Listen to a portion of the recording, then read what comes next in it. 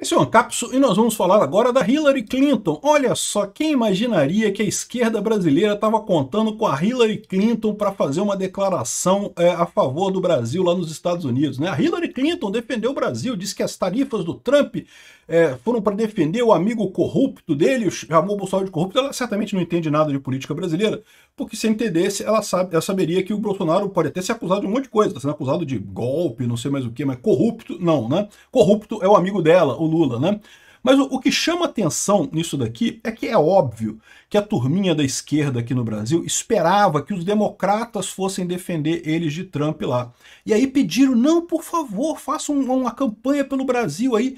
E tudo que eles conseguiram foi uma declaração da Hillary Clinton, que para quem não acompanha a política americana, está morta politicamente. Alguém que já acabou nos Estados Unidos. Ninguém nos democratas se importam. Não foi um Obama da vida, que o Obama, embora não esteja mais ativo politicamente, ainda é uma pessoa que tem influência no Partido Democrata. Não foi o Joe Biden da vida, não foi a Kamala Harris, foi a Hillary Clinton que falou. Isso mostra muito bem o tamanho do buraco que o PT tá. Aliás, uma outra coisa que chamou atenção, a China criticou o tarifaço, fez uma notinha contra o tarifaço do Trump no Brasil. Só a China. Nenhum outro país, nenhum. América Latina, ninguém. Rússia, ninguém. Europa, ninguém. Lá nos Estados Unidos, só a Hillary Clinton que falou. A Hillary Clinton, que é uma política que já está totalmente escanteada lá na política americana, já não tem mais nada com nada, ela foi a única que falou alguma coisa a favor do Brasil. E só notinha. É lógico, ninguém vai fazer nada, meu amigo. Esse é o problema do Lula, é o que eu falo para vocês. O pessoal aqui a esquerda brasileira está nessa bolhazinha, que é muito ligada com a esquerda europeia, com a esquerda americana, e estavam achando, não porque as esquerdas no mundo inteiro vão nos defender. Não, meu amigo, as esquerdas no mundo inteiro, os países todos da Europa, né, inclusive a China e a Rússia e coisa e tal, todos eles estão preocupadíssimos com suas próprias negociações com o Trump. Então não vai ninguém defender o Lula nessa história, ninguém vai sair atrás do Lula. Pode ser que saiam mais notinhas, pode ser que algum outro país faça notinha, pode ser. Pode ser que algum outro político democrata americano faça notinha. Notinha pode ter, só que notinha não resolve problema nenhum, meu amigo. Notinha é só notinha. Vamos entender esse caso aqui, porque é o que eu vou falar para vocês. Esse pessoal, eu falo sempre para vocês, a esquerda está numa bolha, mas numa bolha muito pequena. Porque ao contrário da nossa bolha da direita, nós estamos numa bolha também, está todo mundo em bolha, cara. Mas a nossa bolha, ela tem mais contato com informações de fora da nossa bolha. A bolha da esquerda não, é uma bolha autocontida completamente, que recusa enxergar o mundo por outros pontos de vista, e só vê a esquerda. Então eles achavam que não, que lógico que tem que lutar contra a internet, né? Ninguém gosta da internet. Eles querem dizer que as esquerdas no mundo inteiro não gostam da internet. Eles achavam que iam ter um apoio fantástico, não porque agora vai todo mundo se unir ao Lula e coisa e tal. Não vai ser isso que vai acontecer. Essa notícia foi sugerida por Peter de Olho no pacotão lindo do Trump, Sindicato das Esposas que Odeiam o Peter e várias outras pessoas. Obrigado aí ao pessoal que sugeriu notícias lá no nosso site, no visãolibertaria.com. E obrigado a você que está assistindo o nosso vídeo. Se você gosta do nosso conteúdo, por favor, deixe o seu like e se inscreva aqui no canal, né? O Lula chegou a publicar um artigo em jornais internacionais após a tarifa do Trump, né? Dizendo que não, que é um absurdo, porque temos que nos unir. A lei do mais forte ameaça o sistema multilateral de comércio, temos que nos unir e coisa e tal. Ou seja, o Lula querendo ganhar, ele achava que ele ia ganhar um protagonismo nisso, né? Finalmente vou conseguir unir pessoas numa causa que eu defendo, que é a causa de censurar todo mundo, de calar a boca de todo mundo. O que o Lula não percebe é que essa percepção de que o que o Brasil está fazendo na internet é uma coisa boa só existe na cabeça de esquerdista radical no mundo todo ou de esquerdista aqui no Brasil.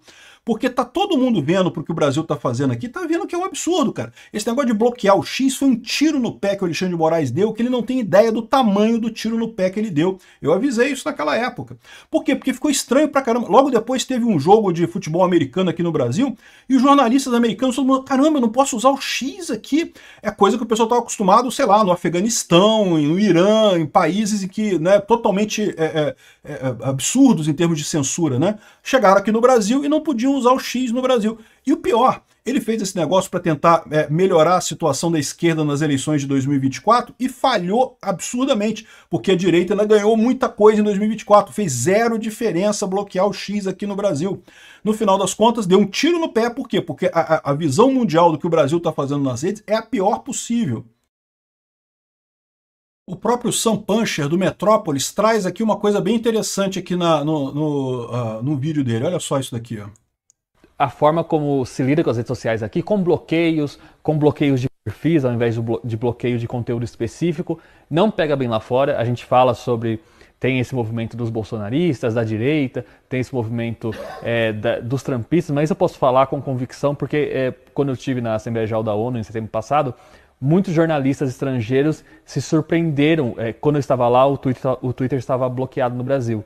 E eles se surpreenderam com a forma com que isso era tratado, assim, assustou muita gente essa suspensão de redes sociais e a forma como é vendido lá fora essa questão do bloqueio de contas, suspensão de contas. Tem alguns casos específicos ali que não tem a ver com pornografia infantil, não tem a ver com fraudes, tem a ver com discurso político, o discurso político que pode ser considerado sim extremista, que pode ser considerado extremado no mínimo, mas que na visão de muitos países ocidentais, ele está ali, a liberdade de expressão abrange esse discurso.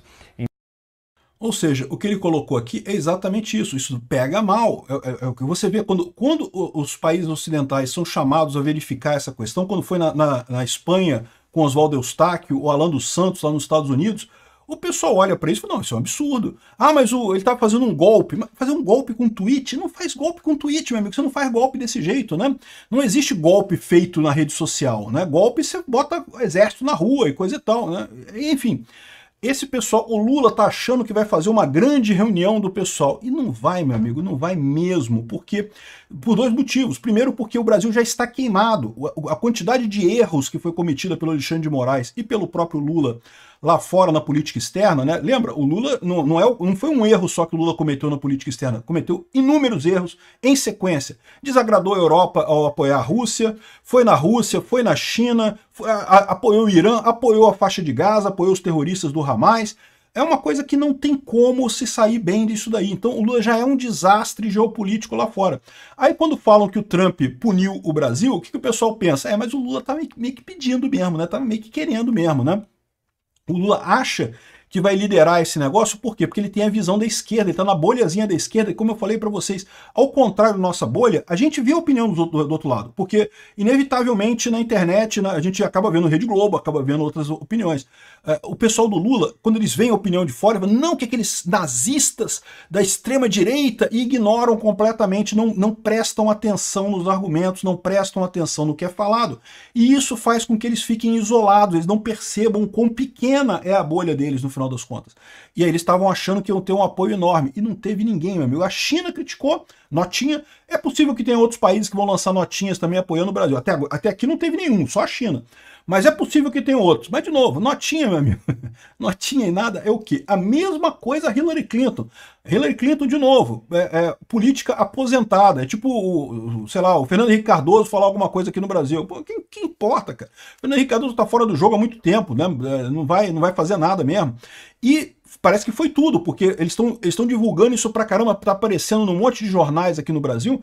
Isso, eles estão vendo como uma coisa. Não, tá vendo? A Hillary Clinton defendeu o Brasil contra o Trump e acusou o Bolsonaro e coisa e tal. Tá, meu amigo, e aí? A Hillary Clinton não é ninguém. Se não conseguiram ninguém, nem no Partido Democrata, para fazer isso, isso mostra o tamanho da burrada que o Lula cometeu aqui no Brasil, porque estava confiando. Eles estavam nessa bolhazinha da esquerda, estavam confiando, não, que a esquerda mundial toda quer censurar a internet, todo mundo acha um absurdo e não sei o que lá.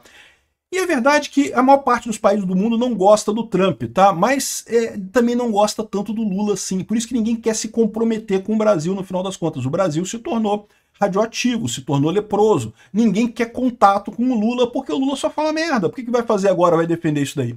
E a bolha dele da esquerda, que ele contava com essa ajuda, é muito pequena, né?